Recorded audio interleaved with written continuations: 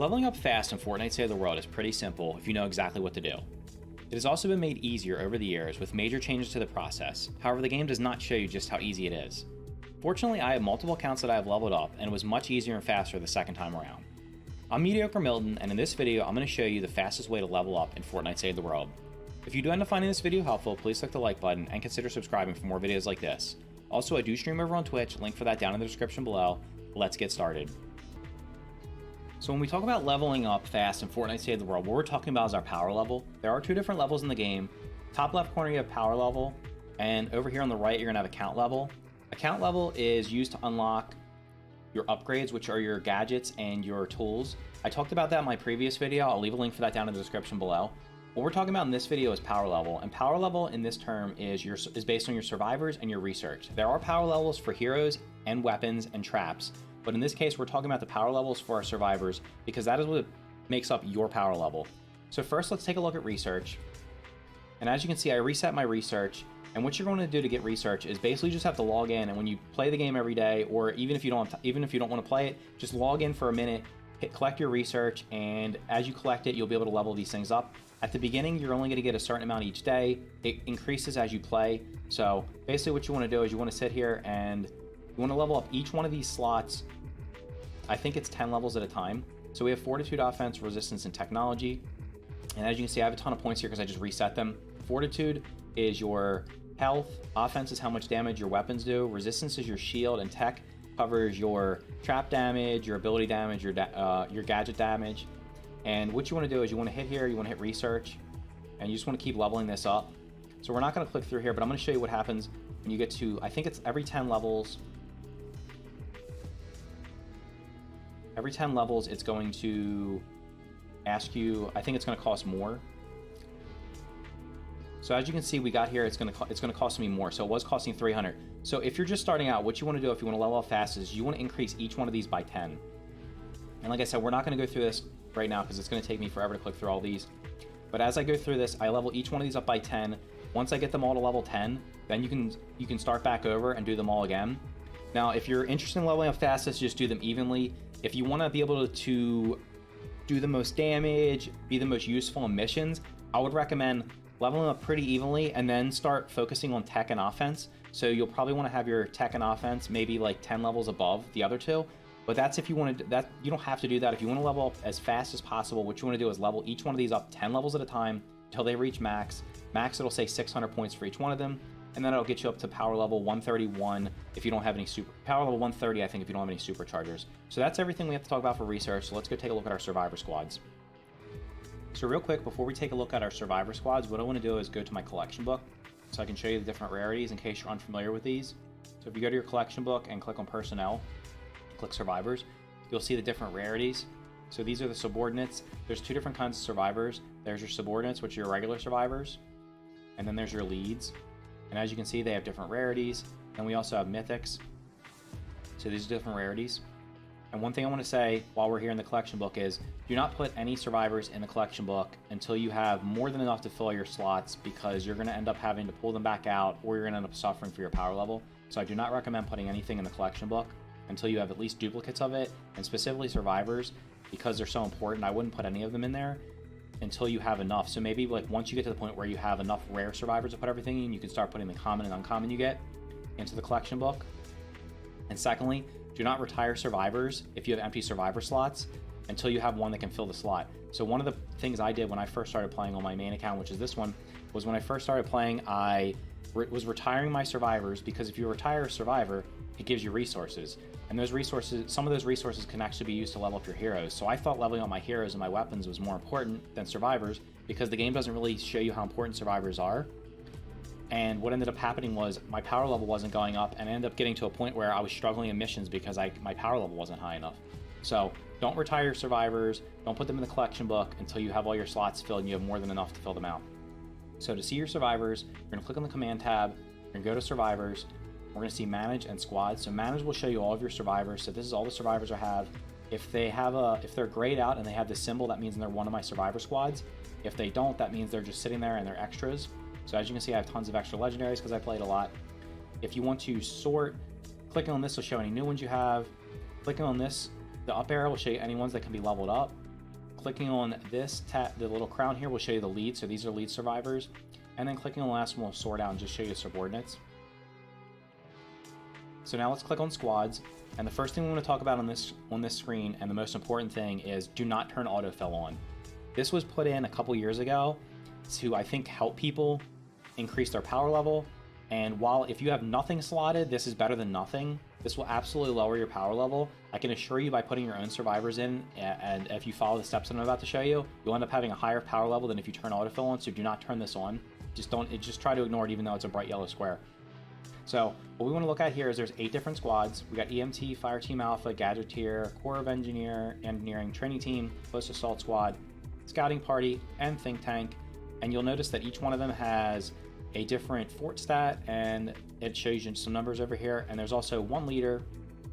So with the leaders on the left, these are subordinates. As you can see, there's 2 for fortitude, 2 for offense, 2 for resistance, and 2 for tech. This helps build up your fort stats. And underneath, you're going to see what's going on here. So if you have the right leader in there, it's going to have a check mark here. If you have all the personalities matching, these are going to be matched up here. And then there's set bonuses. So real quick, we're going to click on EMT squad. And the first thing you see here is there's a leader slot and there's a bunch of squad slots. Depending on how far along you are in the game, these may or may not be unlocked. You unlock these slots by completing your storm shield defenses throughout the main quest line. So as you're playing through Stonewood, Plankerton, Canny Valley, and Twine Peaks, you'll be tasked with completing storm shield defenses. As you complete them, they will unlock these slots. And as these slots are unlocked, the first thing you want to do, the most important thing, is put any survivors you have in the slots. It doesn't matter if you have all uncommon grays and they're all completely mismatched. Just put them in there because it will increase your power level. As you collect higher rarity survivors and more of them, you can start putting them in properly. So the most important thing to remember is rarity is always more important than anything else. So it's better to have a legendary in here that does not match anything else than to have a epic that does match up to a certain point. I think it's once they get to level 20. So if I click on this is a level 50 survivor. You can see it's 5-star level 50 right here. Once you get to, I think, level 20, rarity starts superseding. So I would always put legendaries in over epics once they're at level 20. So that's that. The next thing you want to look at is your leader. So the leader here has a little symbol. Each leader will have a different symbol, and as I showed you in the collection book, if you're interested in seeing, you can see each squad has 3 different mythics, and it has 4 different non-mythic leads that you can put in here. Putting this lead in here increases this number. So this survivor right here, she's level 50 out of 50, and she's giving 270 points. If she was not the right leader, so if this symbol here, which is Doctor, did not match this, so if she was an unmatched leader, she would only be giving 135 at level 50. So you definitely want to start putting those in as soon as possible with the highest rarity, of course. So put the leader in, and then when your leader has this symbol here, the symbol before the job or her what she does is the personality, which you can see down here. So her personality happens to be pragmatic. That's this symbol. You can see that on all these cards. The next thing you want to do is try to match your survivors to the leader's personality. So like I said, rarity comes first. Once you have enough legendaries, then you start worrying about the personality match, and that will increase even more. So having the personality match actually gives double. If this one didn't have, if this was not a pragmatic, so for example, if I hit change, and this is also a level 50 survivor, if I go to put this survivor in here, because it's not the right personality, it would actually drop me 10 points and lower my power level. So we want to cancel that. So like I said, once again, the first thing you want to do is rarity. Then you want to worry about putting in the right leader. Then you want to start matching the personalities to the leader. That's the fastest way to do it. Now, as you're leveling up your survivors, what you want to try to focus on is leveling up as evenly as possible. So just like the research, every 10 levels is going to require you to have more. It's going to require more points, or more. In this case, instead of research points, it's going to require more survivor XP, more training manuals, and more evolution materials. We'll take a look at those in 1 minute. So basically, what you would like to do is have all these at get them to level 10 for each one of the slots. So if you have everybody at level 10 all the way across, that's great.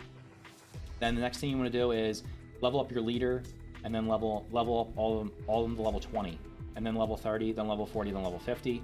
And as you can see here real quick, there are 2 mythics. So there's 2 mythics that you earn. There is Carolina, and I think the other one's Joel, which he is down here. Joel, you get these from completing some side quests in Canny Valley, so you have to play through the quest line to get to that to unlock them. But yeah, that's pretty much it for the survivor squads. Now, the last thing I didn't cover was the set bonuses. So as you can see here, each one of these survivors has a set bonus. There's 8 different set bonuses. In the past, you actually had to have these all matched. So what you would see is you'd have all these they'd all be yellow because they'd all be checked off, meaning that they would all match. So they changed that at some point. So now these don't really matter that much in terms of matching. You used to have these all matched to get the maximum power level. You don't have to do that anymore. And what you're going to notice is, unless they change something, and if they ever do change this, I'll put this down in the description below saying it's been changed, but I don't see them ever changing this, is the set bonuses really don't matter except for trap durability. The trap durability increases the amount of uses each trap can get. The rest of the ones you'll see, if we go back to here, and then we can sort by set bonus, you'll see the different ones that these have. So this one has, I think this is ability damage, and then there's like melee damage, there's health, there's shield, all these things. These don't matter because the amount that they add to your fort stats are so minimal that they don't even matter. The only one that actually matters is trap durability. So once you get them all matching, the ideal goal is to have 24% trap durability on all of the squads. And as you can see, I'm only missing 2 right now. So it will take quite a while to do that, but you really only need that for endurance or any other long-term modes.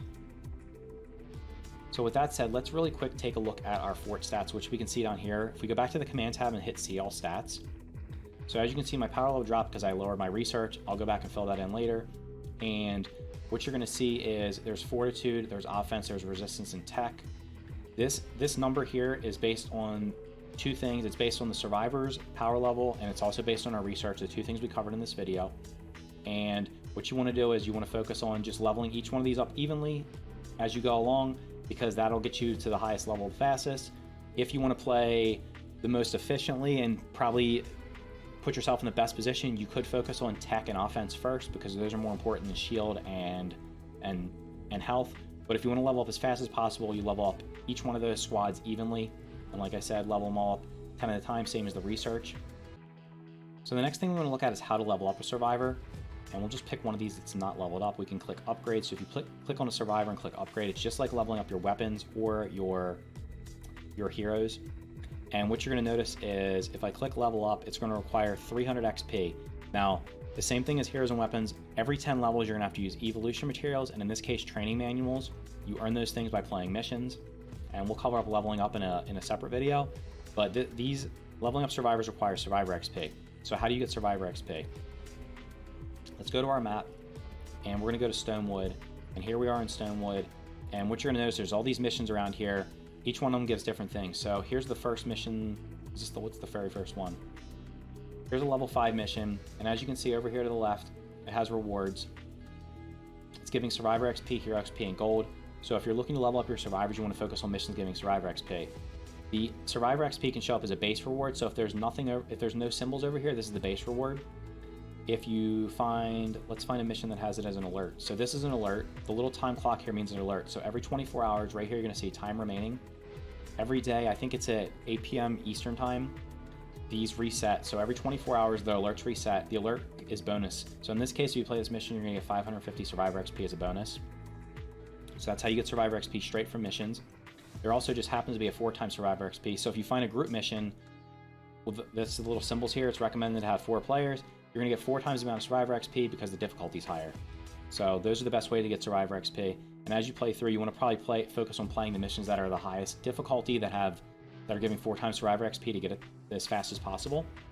And then another way to get survivor XP is by saving survivors. So this was a change that was made. I talked about there were some changes that were made over the years. One of the changes was made. It used to be you just save survivors, and they didn't. I think they gave you people resources, which they've removed from the game. So there's no longer people resources in the game. Instead, they give you survivor XP. So every survivor you save in a mission will give you survivor XP, some amount. So in the beginning of the game, also, as you're starting, there's side quests where you have to save certain number of survivors to get survivor XP. So it's recommended as you're playing through the game, in any mission you're playing, if you come across a survivor, even if it's not a rescue the survivor mission, no matter which mission you're in, almost all of them have survivors. So for example, if I'm in this Fight the Storm mission, there's going to be a couple of survivors around the map. If I'm interested in leveling up and getting survivor XP as fast as possible, I'd save all the survivors I come across. And that's going to check off 2 boxes. It's It's going to give me XP immediately, and it's also going to help me complete those early survivor missions where you have to save a certain amount of them, and then they give you survivor XP, as well as I think they sometimes give you survivors as well. Now it also just happens, I'm going to show you this. This mission over here is a retrieve the data. It's a group mission, and as you can see, the alert here is giving 2 rare survivors. So by completing this mission, you'll get rare survivors. So you can get survivors by completing missions. You can get them from, I think, from doing the quest line, and you can also get them in the llamas. So if we go over to the llama shop here, you'll see the X-ray llamas, which you can either buy with V-Bucks or tickets, depending on which one you have. And here's a survivor right here. So there's blue survivor in this one. There's none in this one. But there's always survivors in the llamas. The X-rays will show you what you're getting. And then these over here, these are the llamas that you're earning. Currently it's Fortnitemares. These will also have survivors in them. And honestly, right now, if you're starting out, this is the best time to be playing, because Fortnitemares llamas have extra survivors in them. So you'll be getting tons of survivors. So those are the ways to get different survivors and to get XP. So I think that's just about everything you need to know to level up fast in Fortnite Save the World. If you found this video helpful, be sure to click the like button and consider subscribing for more videos like this. If you have any questions, leave them down in the comments below. I'll be sure to answer as many of them as I possibly can. And also, I do stream over on Twitch, so if you're looking for people to play with, make sure you can hop over there. I stream a couple days a week. Link for that is down in the description below. And if you want to support the channel, you can use my Epic Creator Code when you're buying llamas in Save the World or in the BR item shop. It's MediocreMilton, no space between them, same as my YouTube, and there's a link for that down in the description as well. Thank you for watching, and I will see you in the next video.